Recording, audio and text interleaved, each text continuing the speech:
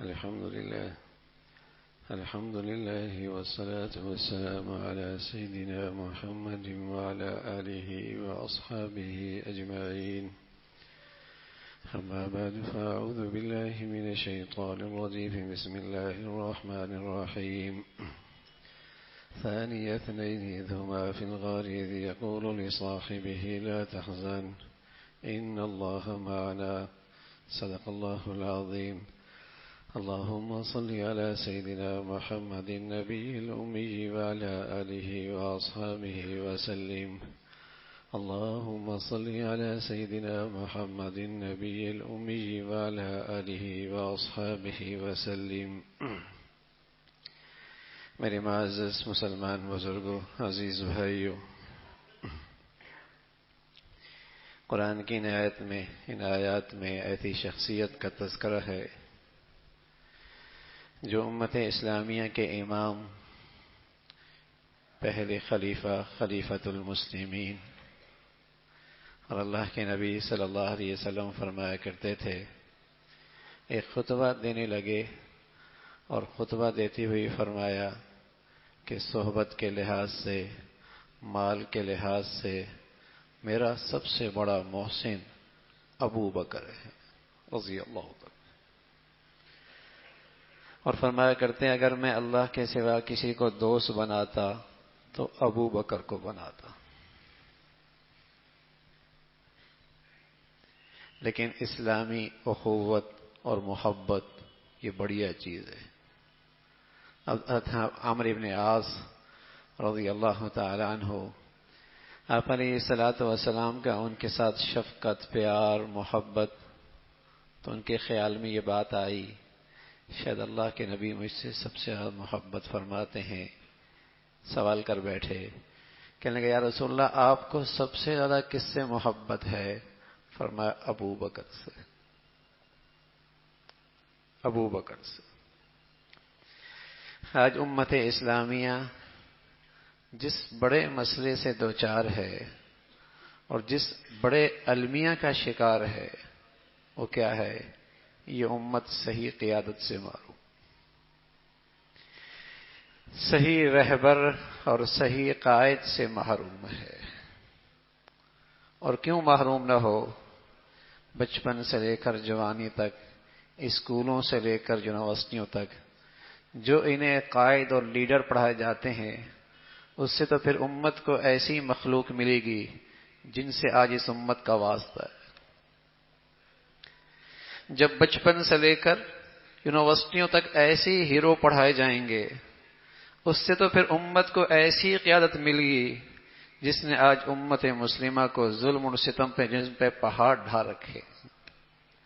یہ امت کی قیادت تھی، یہ امت کے رہبر تھے. یہ وہ اسلاف کی زندگیاں اگر امت کے سامنے آئیں تو کم از کم کچھ شعور تو آئے کہ ہم اپنی قومی ذمہ داریاں کن کے سپرد کر رہے ہیں، ہم اپنے قومی معاملات کیسوں کے حوالے کر رہے ہیں. بدکار ہے، کردار والے ہیں، خوف خدا رکھتے ہیں، اللہ کے سامنے جھکتے ہیں، کچھ اللہ اور اللہ کے رسول کو پہچانتے بھی ہیں. تو قیادت سے تو یہ امت محروم ہوئی، شعور بھی ختم ہوتا چلا جا رہا ہے کہ اپنی ذمہ داریاں سپرد کس کے کرنی ہیں. سبحان اللہ. حضور علیہ الصلوۃ والسلام کے وہ پیارے اللہ کے نبی کی صحبت یافتہ جب آپ علیہ الصلوۃ والسلام دنیا سے وصال فرما گئے تو ان کے نظر انتخاب بھی بہت بڑھیا تھی. سب سے پہلے انہوں نے حضرت صدیق کا انتخاب فرمایا. اور کیوں نہ فرماتے؟ رسول اللہ صلی اللہ علیہ وسلم کی زندگی میں جب آپ مسجد میں جانے سے عاجز ہو گئے، اس وقت تک آپ مسجد میں تشریف لے گئے جب تک آپ دو آدمیوں کے کندھے کے سہارے پہ بھی جا سکتے تو آپ مسجد میں ضرور جایا کرتے تھے. جمعے کے لیے نہیں، عید کے لیے نہیں، ہر نماز کے لیے.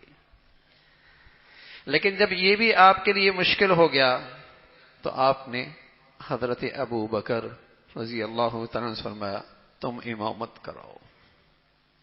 یہ اس امت کے پہلے امام ہے. یہ اس امت کے پورے ملت اسلامیہ کے امت مسلمہ کے پہلے امام ہیں، اور رسول اللہ صلی اللہ علیہ وسلم کی موجودگی میں نماز پڑھا رہے۔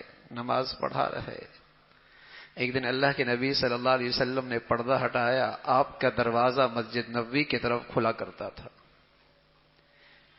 تو دیکھا، خیال آیا کہ اللہ کے نبی تشریف لانے لگے ہیں، نماز پڑھانی ہے شاید، آپ پیچھے ہٹنے لگے، آپ نے اشارہ فرمایا نماز پڑھاتے رہو۔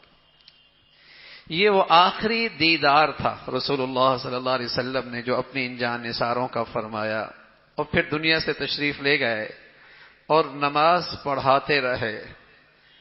جب پہلی مرتبہ آپ نے فرمایا کہ نماز پڑھاؤ، تو عائشہ فرمانے لگے یا رسول اللہ، صدیق بڑے نرم دل ہیں، ان کے لیے یہ ذمہ داری بڑی مشکل ہو جائے گی۔ اللہ کے نبی نے سختی سے فرمایا ابو بکر سے کہو نماز پڑھاؤ۔ ابو بکر رضی اللہ عنہ جب یہ خبر ملی تو عمر سے فرمایا تم پڑھا لو، فرمایا آپ زیادہ مستحق ہیں۔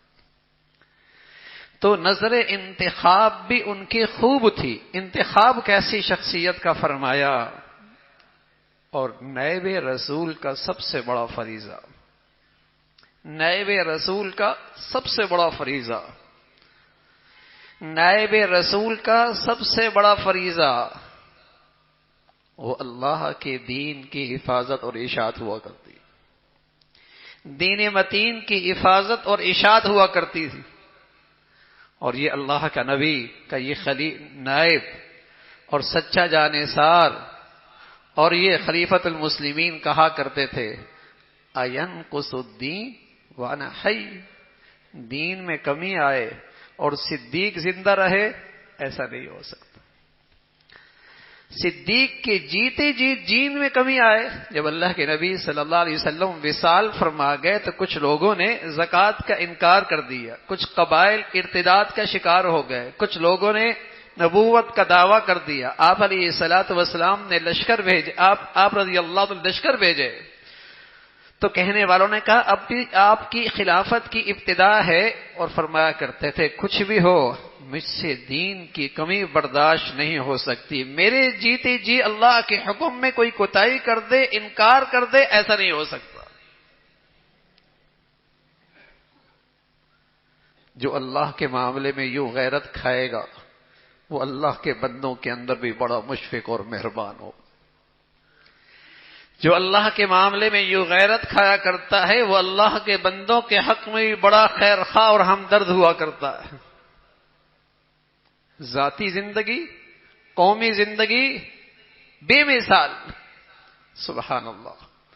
ذاتی زندگی کا حال یہ ہے، ایک مرتبہ آپ کا ایک غلام کچھ لے کے آ گیا اور آپ نے کھا لیا۔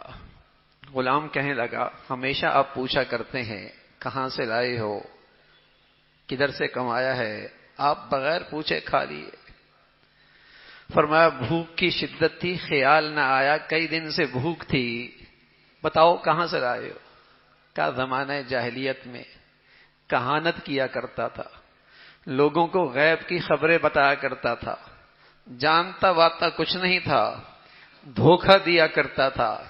آج ادھر سے گزرا تو انہوں نے مجھے اس کے لیے مزدوری کھانے کی شکل میں دے دی ہے۔ حضرت صدیق اکبر فرمانے لگے تو نے تو مجھے مار ہی دیا تھا۔ اور پھر وہ ایک لقمہ نکالنے کے لیے انگلی ڈالی، لیکن ایک پیٹ خالی ہے، وہ لقمہ کیسے نکلے؟ پانی پیا اور ایک اور ڈول منگوایا اور ایک اور ڈول منگوایا، اور جب تک قہر نہ کی اس وقت تک چین نہ آیا۔ فرمانے لگے اگر اس لقمے کی خاطر جان بھی جانی پڑتی جان بھی دے دیتا، اس لیے کہ جس جسم کی پرورش لقمہ حرام سے ہوا کرتی ہے اس کا تو بہترین ٹھکانہ پھر جہنم ہوا کرتا ہے۔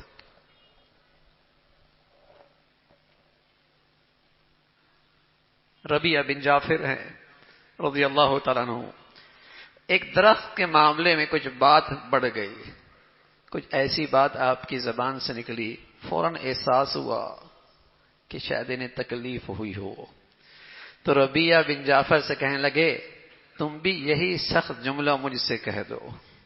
انہوں نے انکار کر دیا، انہوں نے اصرار کرنا شروع کر دیا، انہوں نے پھر انکار کیا، انہوں نے اور اصرار کیا، آخر انہیں حضور علیہ الصلوۃ والسلام کی خدمت میں ساتھ لے گئے۔ کہا یا رسول اللہ ان سے کہہ دینا مجھے بھی سخت جملہ کہہ دیں کہ معاملہ اس دنیا میں صاف ہو جائے۔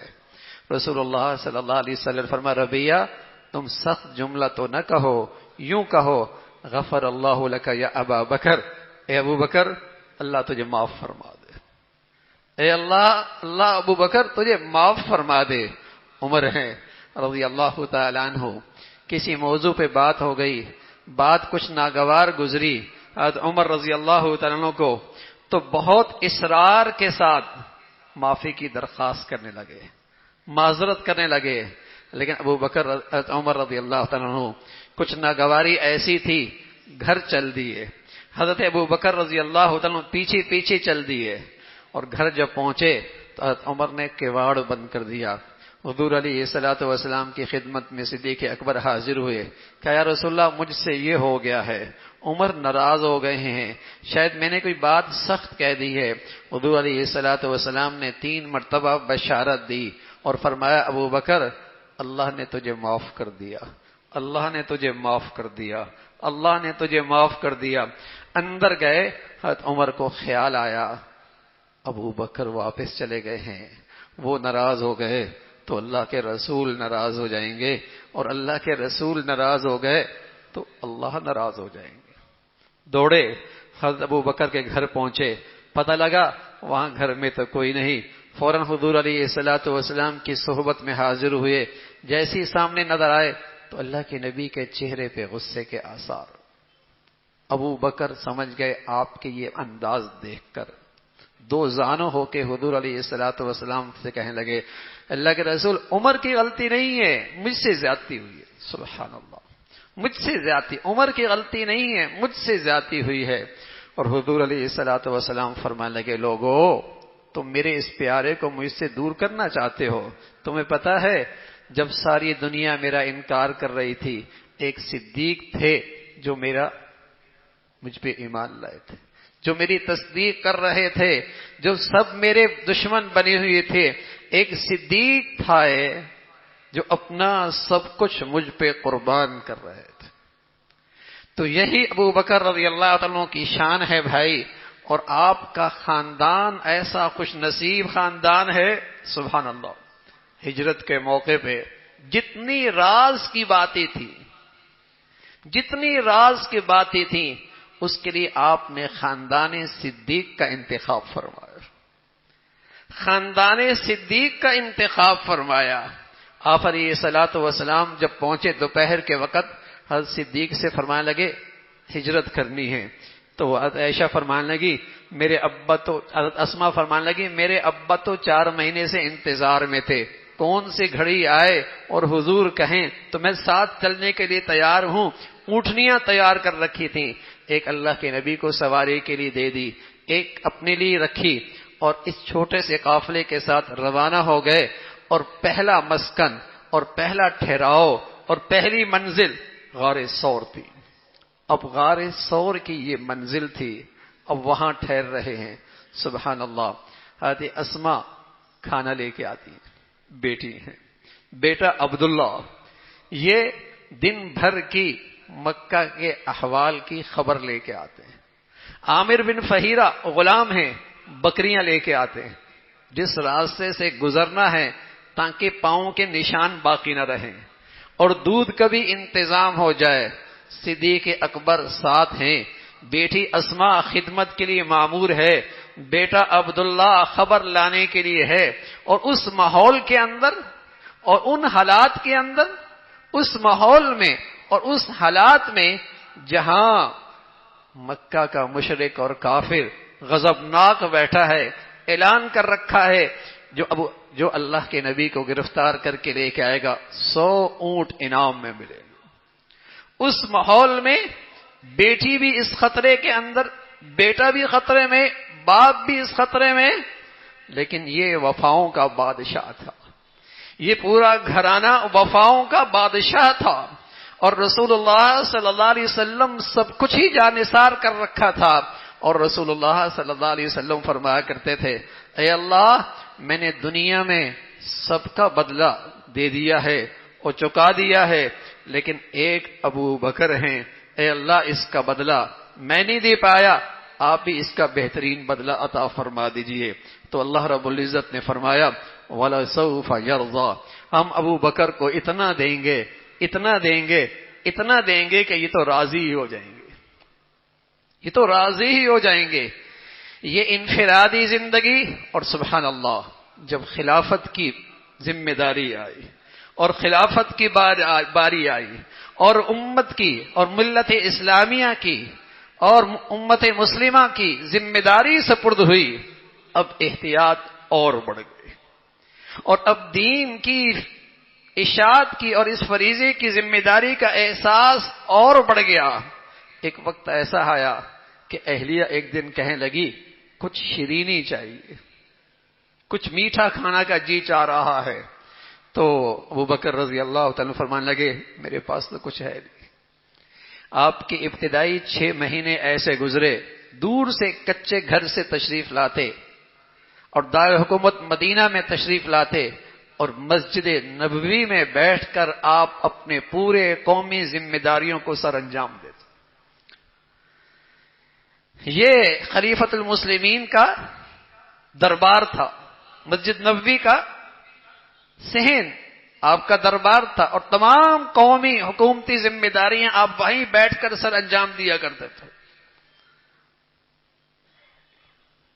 یہ مسلمانوں کے حکمران رہے، یہ مسلمانوں کے جیسے کہ چمکتے دھمکتے قیادت رہی ہے امت کے پاس۔